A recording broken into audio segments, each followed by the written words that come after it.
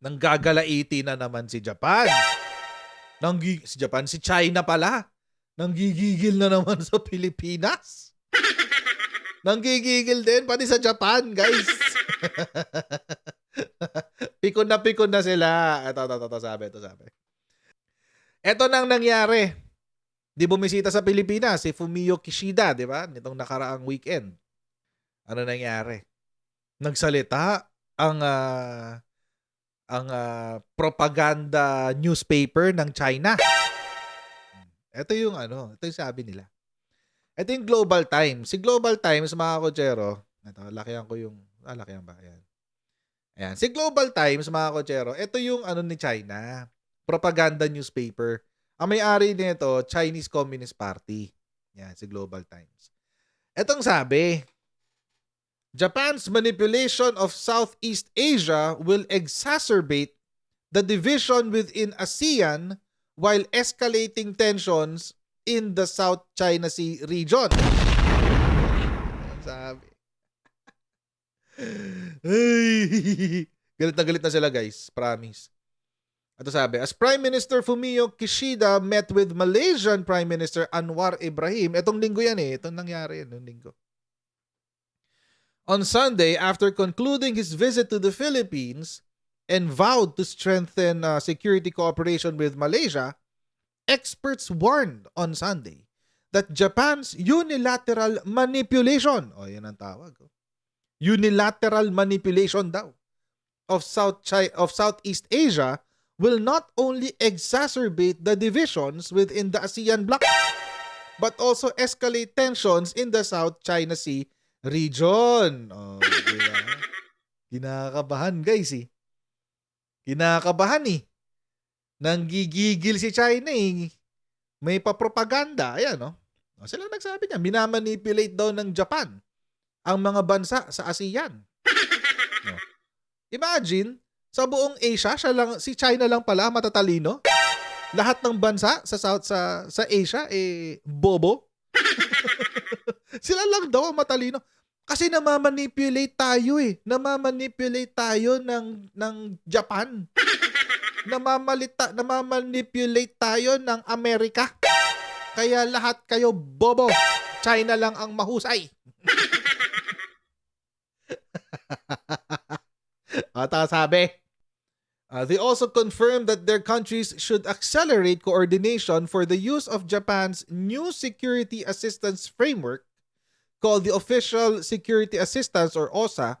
According to Japan's design, the OSA aims to provide defense equipment with the armed forces of the so-called like-minded countries, which in simpler terms is military assistance. Yun. Gigigil talaga si China, Expert said, sino kaya experts to, Alam mo, itong si Global Times, mahilig siyang mag-drop ng mga ganito, mag-drop ng ganyang words na sabi ng mga eksperto, sabi ng mga analyst, etc., etc. Pero hindi natin alam kung sino yung expert. At gaano sila karami. Sabi, experts said that the first purpose of Kishida's visit to the Philippines and Malaysia is to extend what originally was foreign aid. Dati raw kasi foreign aid ang binibigay. Pero ngayon daw, kasama na ang security capabilities and military modernization capabilities. Sabi. Kasi daw, pakinggan nyo to. Bakit daw ganon? Kasi si Japan daw ay tinutulungan ang Amerika na bumuo ng Asian NATO. Parang hirap yata, Asian North Atlantic Treaty Organization. Paano? Saan ang North Atlantic? Siguro Southeast Asian Treaty Organization. SEATO?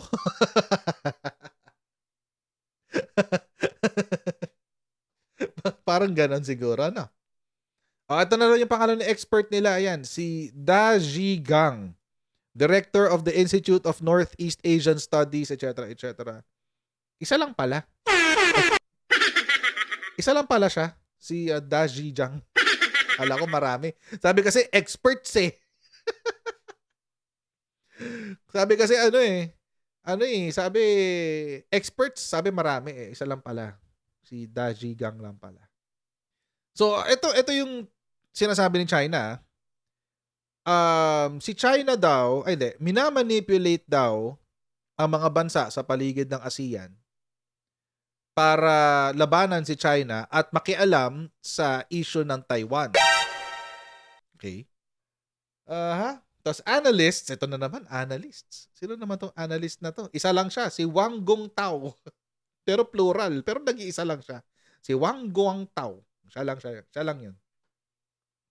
Analysts said that at present, cooperation between Japan and Malaysia in the field of security is not institutionalized but more of a verbal commitment by Japan to unilaterally promote its relations with ASEAN members, etc., etc.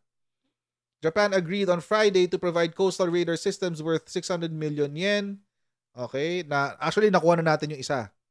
At tumatakbo na yung isa. Tapos, during their talks, Kishida and Philippine President Ferdinand Marcos agreed to begin negotiations on a reciprocal access agreement. So, ito yung VFA with Japan. At, ayun nga. Sabi, may warning daw. Sabi, the strengthening of military and security cooperation between key ASEAN members such as the Philippines and Malaysia and Japan is likely to undermine some of ASEAN's principles and centrality in regional security cooperation, sabi ni Wang. Kayo nga, ina-undermine nyo yung territorial integrity ng lahat ng bansa dyan sa may South China Sea. Wala kayong pake. See? Ito yung sasabi ko sa inyo, intellectual dishonesty.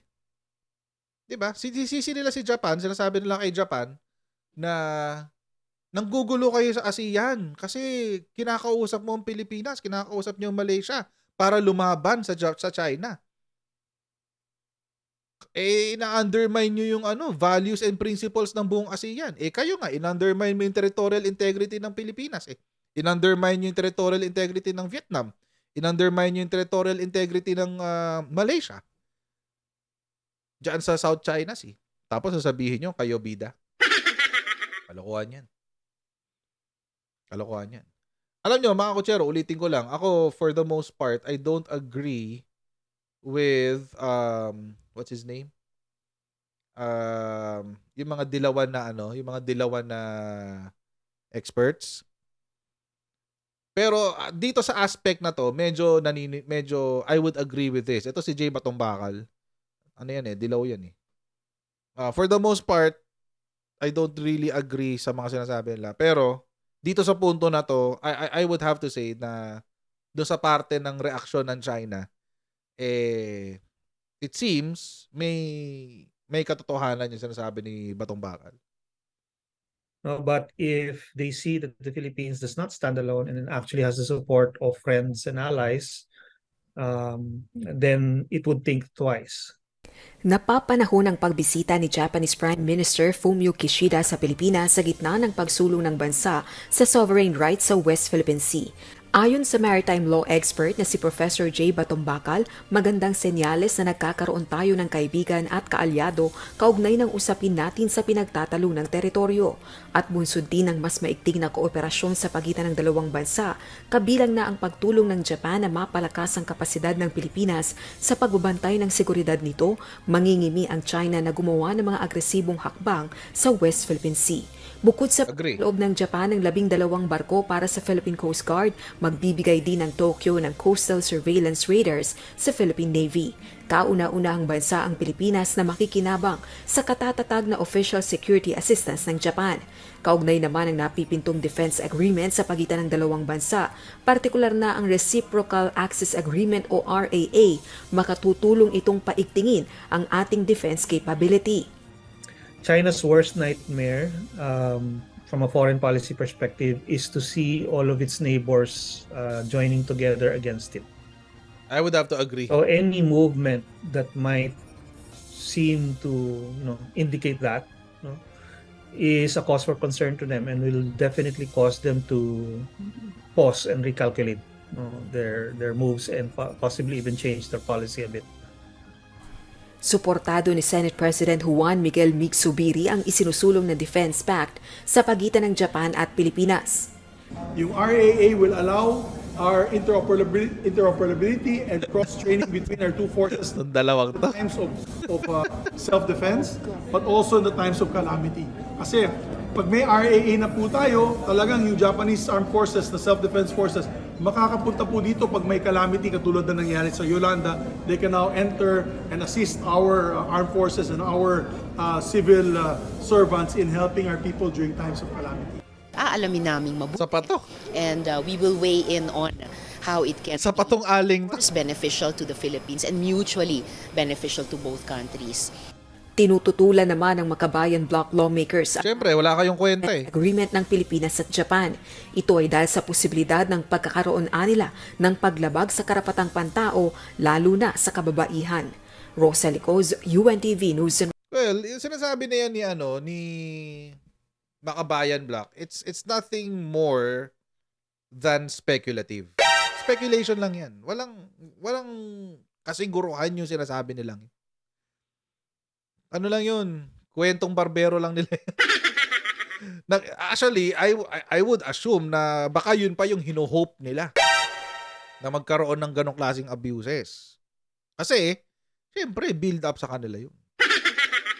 Walang basta pag Makabayan Block, pag member ka ng CPP, NP, NDF at pinaglalaban mo ang prinsipyo at ideolohiya ng CPP, NP, NDF, kalaban ka ng bansa. Ano sabi ni Sarah? Kalaban ka ng kapayapaan.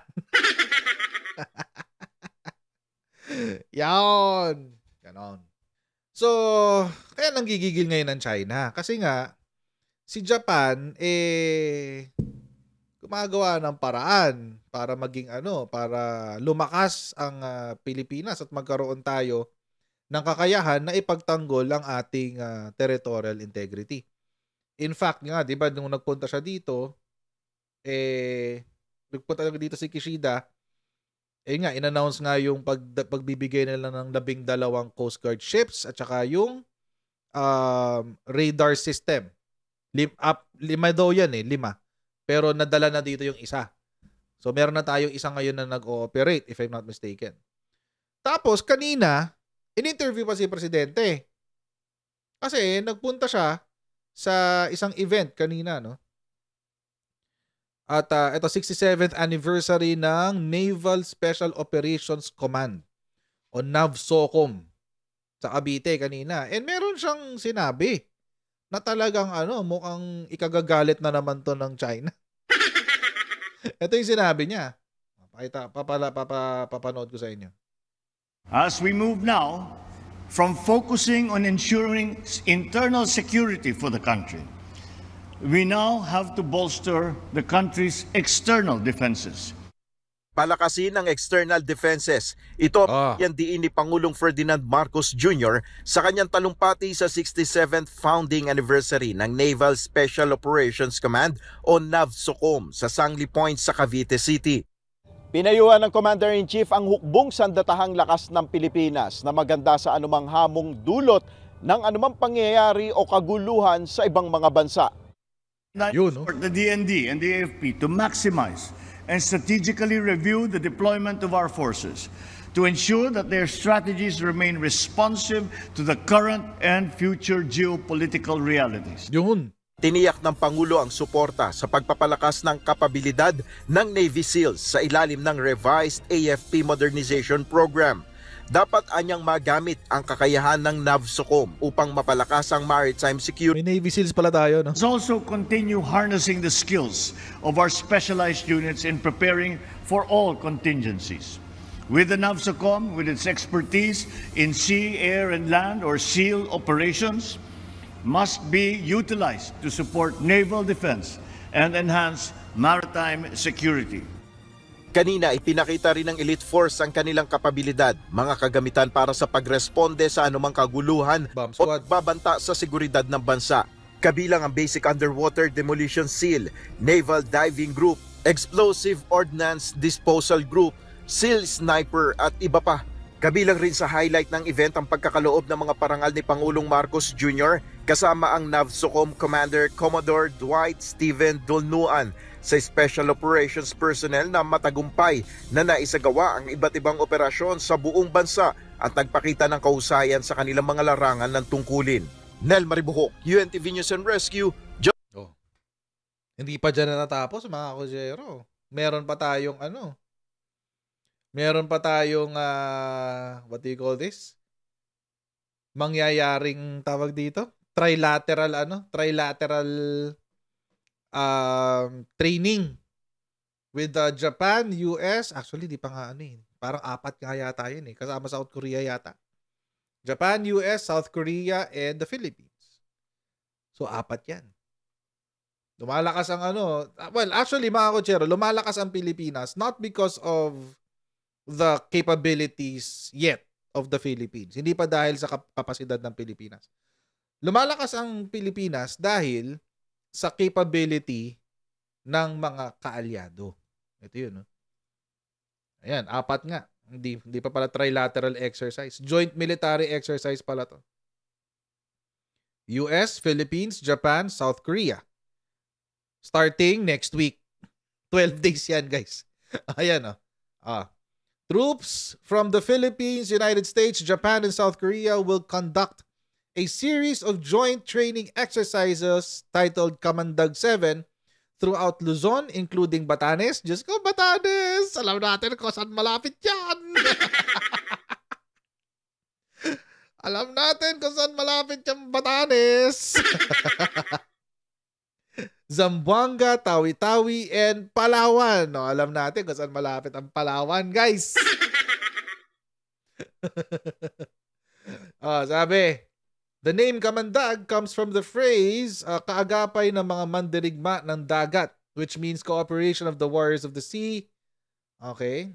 Ang sabi, ito pa, may mga observers din galing ng United Kingdom. Ang daming sundalo pupunta ng Pilipinas, ha? Wait lang. Ang dami nila. Ilan to? Ilan yung sinabi? Hindi pa sinasabi kung ilan darating. Pero parang may nabasa ako kahapon na almost more than 1,000 yata. More than 2,000 if I'm not mistaken. Marami silang pupunta dito. O dito pa lang, lampas 1,000 ka na eh. Around 950 armed forces of the Philippines personnel, 850 U.S. Marines, and troops of the Japanese Ground Self-Defense Force and Republic of Korea Marines will take part. Mukhang may nabubuong parang Southeast Asian Treaty Organization. SEATO, ganun. SEATO, Southeast Asian Treaty Organization. Hindi malayo yung sinasabi ng China na bumubuo ng Asian version ng NATO. Hindi malayo. It's possible. Malas nila. Kasi, alam naman natin kung anong mangyayari pag ganun. Although, wait, mamaya na yan. Tapos ito pa. When you talk about dedication to shared regional security and stability and a free and open Indo-Pacific, Kamandag is just that. Sinabi ng U.S. Colonel Thomas M. Sieverts, Commanding Officer for Marine Rotational Force, Southeast Asia. One reason is our continued strengthening alliance reflected in the sheer scope of this year's exercise. Malaki. Higit 1,000 eh. Ang laki eh. Naval pa lang to. Naval exercises. Tapos, di ba, kinausap nga si Malaysia nitong nakaraan. Si Vietnam naman, kinausap ni America recently, September 10. Meron daw silang elevated relationship. Yun ang sinabi. Elevated relationship. Sabi ng Vietnam. US and Vietnamese leaders Monday, natong September, hailed an agreement to elevate relations and spoke about the potential for boosting innovation and investment. As he met with Vietnamese President Vo Van Thuong in Hanoi, U.S. President Joe Biden spoke about deepening collaboration on the challenges that matter most to our people, and it is remarkable how far and how fast we've come, sabi. Tuong called the agreement a momentous occasion and said it was opening up a new chapter. Tapos ito, magpapasok kasi ng negosyo. Where Biden discussed deepening collaboration with Vietnam on cloud computing, semiconductors, and artificial intelligence. Alam nyo, dito tayo talo ng Vietnam eh. Sa totoo lang, dito tayo talo ng Vietnam. Sa kanila, pwede kasi sa kanila yung 100% foreign-owned company. Sa Pilipinas, hindi. So, mas madali magpasok ng negosyo from any foreign country papunta ng Thailand. Same is true with hindi sa Malaysia. Same is true with Singapore. Sa China is also like that, kaso marami silang ginawang in-update sa batas nila na it's investor unfriendly right now. Ayaw na mag-invest ng mga foreigners sa China kasi hindi na raw friendly for businessmen. Kaya nga pabagsak na ang China dahil dyan. Of course, hindi yun overnight. No? It will take time. But, it's going there. So, ayun. Marami nagkikriticize din dito. Sabi, hindi, lang yan. Pabalat lang yan. Kwento-kwento lang ng Vietnam yan. Which is partly true. Kasi, mga kotsero, si Vietnam, ang kanyang economy is closely tied with China. So, we don't know kung talagang, ano ba talaga yung level of sincerity pagdating dito. So, but, nag-uumpisa na yung talks. At kapag nag-uumpisa na yung talks, ibig sabihin, alam nyo na, di ba? Kapag, pag nanliligaw ka, pag ang babae, pumayag na ligawan ka, may ka na, nakalampas ka na ng stage 1. O, yung stage 2 ka na. Galingan mo yung panliligaw mo. Para sagutin ka, di ba? Ganun yun. So, it seems may panliligaw na nagaganap. At syempre, dahil mayaman si Uncle Sam, baka meron din silang gustong ibigay. May gustong ibigay dyan. So, ganun na lang. But let's see kung ano mangyayari dyan sa Vietnam. Right now, it's 50-50. 50-50 ang Vietnam. And of course, syempre tayo din sa Pilipinas, marami nagsasabi, yung helicopter. Kanina pa nakikita yun sa comment Ato nga, nagbagdadala ng 7 helicopters ang India para sa Pilipinas. Bakit? Galit din sila sa China Galit din sila sa China Si India. Nag-alok ang Indian government sa Pilipinas ng 7 helicopters na gagamitin para sa rescue and humanitarian efforts ng Philippine Coast Guard sa panahon ng kalamidad at sakuna sa bansa. Ako lang naman nagtataka, bakit ang daming binibigay ng ibang bansa ngayon sa Pilipinas, no? Bakit ganon? Ang daming binibigay ng ibang bansa sa Pilipinas. Again, sayang, we cannot really take advantage of it because nanghuhuli tayo sa progreso dahil sa ating 60-40 provision sa Constitution. Sayang talaga. Sobrang sayang. But anyway, sabi ni Pangulong Ferdinand R. Marcos na ang alok ng India na magbigay ng mga helicopter sa PCG ay malaking tulong sa pagsisikap ng pamahalaan na maitaguyod ang kakayahan ng bansa pagdating sa rescue at humanitarian efforts. Rescue at humanitarian efforts daw. Sabihin na lang kasi totoo, nagbe-build talaga tayo ng ating military. Wala yung problema doon Gusto naman ng Pilipinas yan. Gusto naman natin yan, Mr. President. Sabihin mo na yung totoo. Anyway. We're trying to build up our capacity. Buti dito sinabi.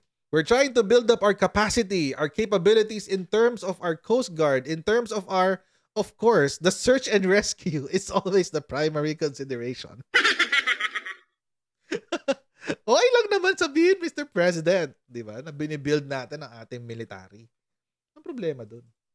As you heard the news, there's a continuing problem, really, that we have to deal with and we have to increase our capabilities. Ayan. Ay, naku, my goodness. Ang mga pahayag na ito ng Pangulo ay binanggit niya sa courtesy call ni Indian Ambassador to the Philippines, His Excellency Shambhu Kumaran last week. Okay? Ang sabi, ayon kay Kumaran, mayroon na anyang nangyayaring pag-uusap sa pagitan ng Indian government, PCG at DOT para sa supply ng 7 helicopter para sa maritime search at rescue operations at humanitarian services. The discussion is going on very well. The Coast Guard is very interested. They've flown the helicopter. I would request your consideration because that would be a very positive program. So pag-uusapan daw nila ni Jaime Bautista. Kasi nga, the Coast Guard is under the DOTR, Department of Transportation. Ang weird, no? Ang weird. Dapat, parang kasi walang connect eh. Walang connect ang DOTR dyan sa sa Coast Guard. Dapat either ibalik sa PNP or under DILG. Di ba? Pwede naman yan. So, anyway. So, this is really good news. No, alam nyo, mga Kojero, any program that, na kinakainisan ng China is something that's good for us. Na totoo lang. Basta meron tayong ginagawa na nabubwisit ang China, maganda yon para sa atin, mga Kojero. Promise. The more the more na lumalayo tayo sa China, the more we can really develop yung ating bansa. So, kasi nung panahon ni China, nung panahon ni FPRRT, di ba? Alam naman natin nangyari nun sa West Philippine Sea. Kawawa tayo dun. So mga Kochero, hanggang dito na po muna tayo sa topic na ito. Okay, huwag niyo pong kalimutan mag-like, share, and subscribe sa Coach Jared YouTube channel. At pa-follow na rin po tayo sa ating Facebook page. At huwag niyo pong kalimutan, nagka-upload tayo ng summary ng ating mga videos sa ating Facebook page. And I'll see all of you in our next live stream, mga Kochero. Okay? And God bless you and see you next time. Bye!